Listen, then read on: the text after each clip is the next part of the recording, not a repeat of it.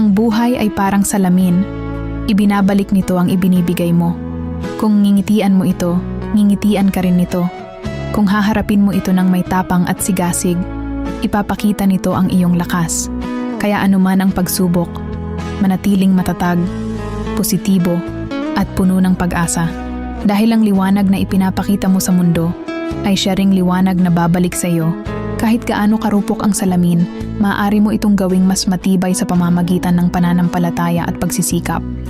Sa dulo, hindi ang mga bitak ang magtatakda sa iyo, kundi kung paano mo pinili ang bumangon at magningning muli.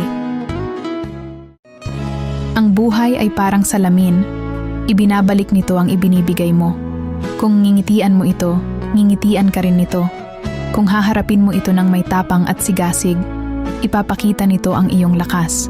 Kaya anuman ang pagsubok, manatiling matatag, positibo, at puno ng pag-asa.